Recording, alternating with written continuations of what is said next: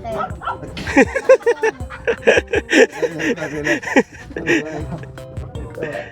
Ah, ba't hindi mo ginagawa? Hello guys, share nga po pala yung vlog namin ni Idol nung siya naman yung bumisita din sa amin eh. Good morning, good morning. Bakit talagang ganda-ganda naman ang buhok niya? Nakauso ka. Oo, pangit lang ang tubig dyan sa inyo. Lagi ka. Huwag ka maligo dyan sa beach pa. Naiba ang kulay ng buhok mo eh. Nagpakulay po talaga ako, Idol. Pasko na po kasi eh. Ha? Pasko na po. Papa talaga ka magbabago tawa na. Bakit ba na yung... Pero yan, pinakilala ko na po si Wowo kay Idol eh. Naalala daw po na Idol yung tinitirahan nila dati eh. Gana rin daw po eh. Totoo. Mahirap ang buhay pero sa palagay ko nakapawid siya, malamig siya. Yung utak mo napaka-relax dito sa lugar na to.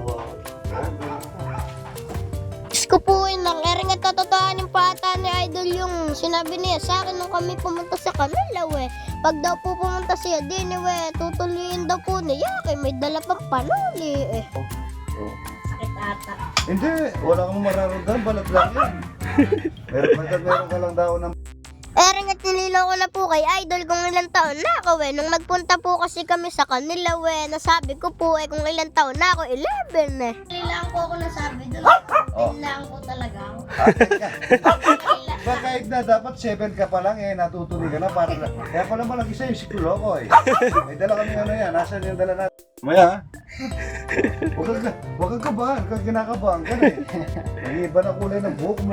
Kung yung bata ka dati, nung unang panahon. Ering at maya lang eh, si Idol naman po yung nagtour din sa kubo namin eh. Kala siguro ni Idol eh, siya lang may malaking aircon eh. Pinakitang kay aircon namin din eh. Aircon namin, Idol, laki.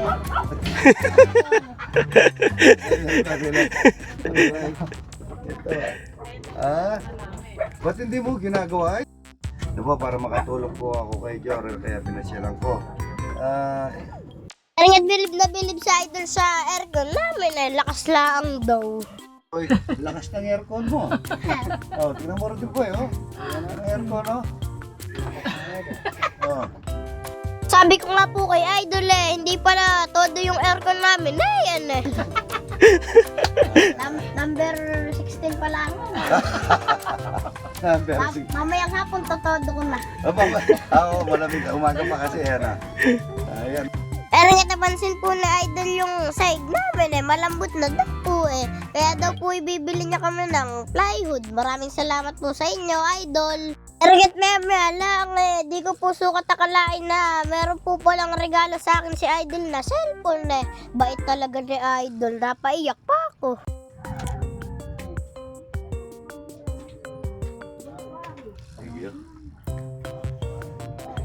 Kapit daw po talaga yung love ni Idol sa mga bata eh. Eringat maya lang eh, binuksan na ni Idol yung regalo niya sa akin, cellphone eh. Diyos ko po lang, kahit daw po sa ilalim ng tubig eh. Kahit picturean ko daw po yung mga tilapia, obrang-obre, bisa ata.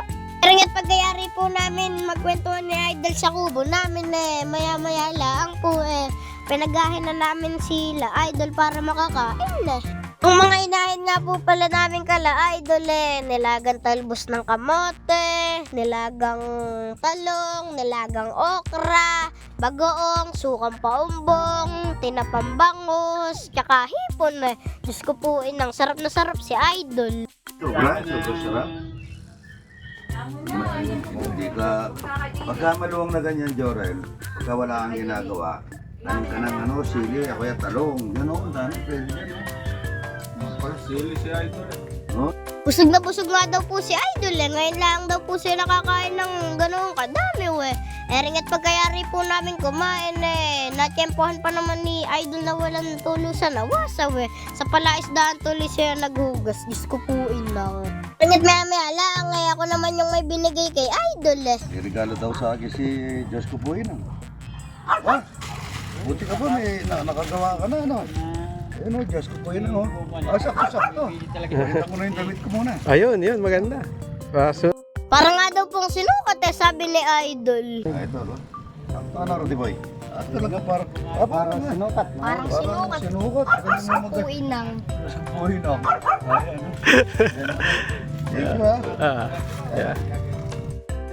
Baka namin yan. Yan, akasya. Iba-iba. Yan, nakatali. Ganyan din po. Talaga ang ano namin, yung kain namin dahil. Tapos malagi pa nga itong ginajora natin. Kahit anong sa lugar namin. Ayan, puro ano, tarpaulin. Ayan, swerte. Ba, mapapaguhan yan. Halalan, maraming tarpaulin na nakasabit. Pagkatapos ng halalan, kukunan. Pag-iusap na natin yung malalapad. Dito na lang natin nilagay, ano.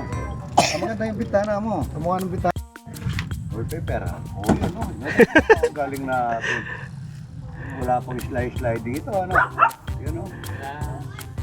Ayan, ganito lang ang amin sa amin dati. Ganyan din. Na ganyan, Diyos, ng bata.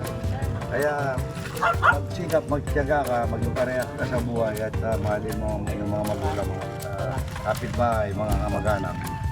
Sigurado, aasenso ka. Yan ang sasabihin niya ito paglagi mo. Puin ng. Paglagi mo, sigurado, aasenso ka. Lalo na may itsura ka, anong tawag doon? May kapungihan ka. No? Pero huwag ka na maliligo dito, naiiba yung buhok mo. Ano? Maliligo dito sa pispan, mga idol. Ano? Gusto ko na. Eringat bago po umalis din sa amin sila idol namigay muna po siya ng konting aginaldo din sa mga tao sa amin Mabait po talaga si idol kaya po madaming blessing na dumarating sa kanya Perde. Pablo, happy. Nahiya. Nahiya.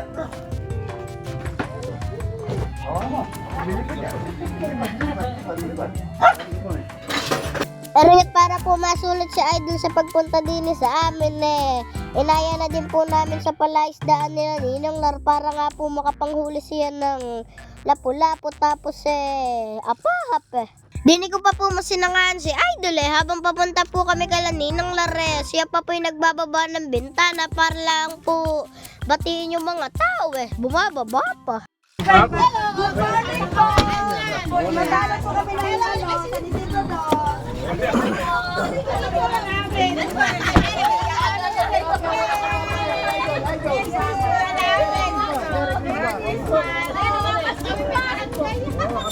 Ayan, nababas ko po kami.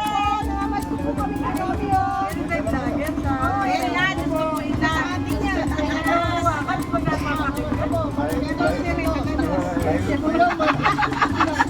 Naano pa, najakpatan pa!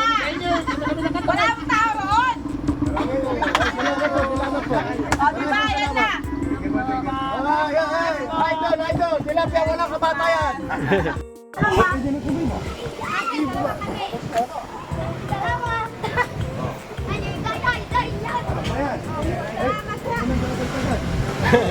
Dadagdagan. Ito na yan. Ito yung ginagawa suka, no?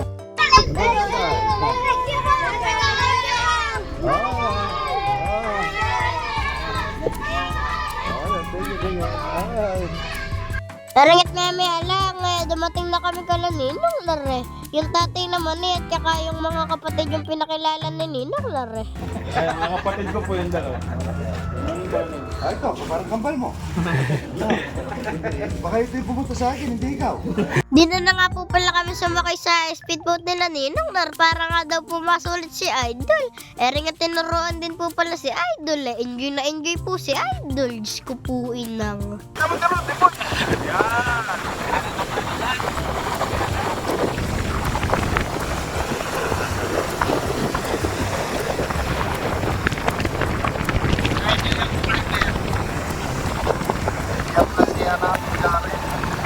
Hanggang pagdating po namin sa kubulan na Ninong Lar nagpakain naman po si Idol ng bangus na walang kamatayan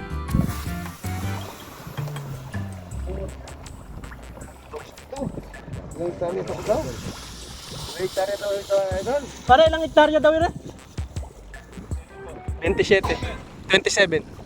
Eringat maya lang po sinimulan ng saklitin yung apahap tsaka lapu-lapu Sa mga nagtataka nga po pala kung paano nabubuhay din yung lapu-lapu Ba't po kayo magtataka pala isdaan po yan Tsaka malapit lang din po yan sa dagat May nag-comment po kasi sa nakaraang in-upload kong reels eh. Hindi daw po nabubuhay sa palaisdaan yung lapu-lapu eh. Kitang-kita naman po kung paano huliin sa palaisdaan yung lapu-lapu eh. Diyos ko po lang.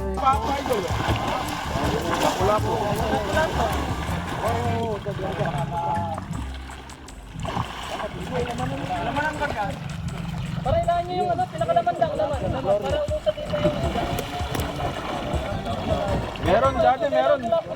Meron. Ay, tali. Halaw, tali.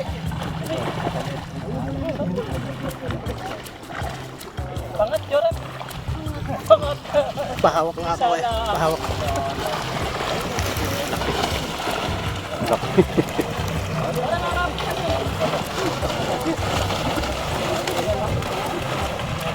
Laki, grabe. Tatay yung malalaki, magkano po ang kilo dyan? Okay, ready? Wow! Ito, lapu-lapu. Kalaban ni Magellan. Ganda. Masarap. Sini ka. Kailangan na ulo.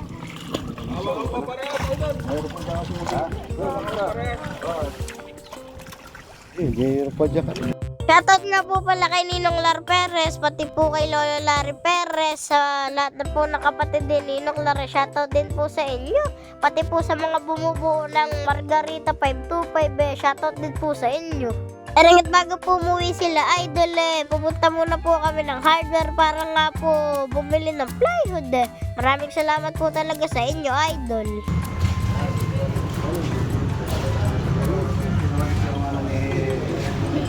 Yoron. Gusto ko yun lang. No. Yan, para po yung mga panga nila, medyo na butas-butas na. No? Nalilit po ng tatlong cycle. Kay Sir Romeo Sagong Katakutan nga po pala maraming salamat po sa inyo. Palagi po kayong mag-iingat. Sana po marami pa po kayong matulong ibang tao. Diyos ko po good morning. Just pa like and share naman po. Papalaw na rin po. Diyos ko po